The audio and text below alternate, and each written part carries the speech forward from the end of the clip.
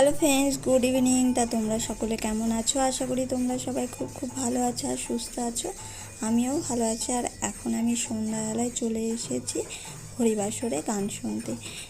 মেয়েদের দল গান করবে, সেই গান শুনতে এসেছি। বাবুকেও নিয়ে এসেছি সঙ্গে করে, নাহলে বাবুকে আবার কোথায় রেখে আসবে। যে গান শুরু হয়ে গেছে, এখন বসে পড়েছি গান শোনার জন্য। তা চলো তোমরাও শুনতে থাকো, আশা করি তোমাদের ভালো লাগবে। আর ভালো যদি লেগে থাকে ভিডিওটা লাইক কমেন্ট শেয়ার করে দিও। আচ্ছা চলো দেখতে থাকো।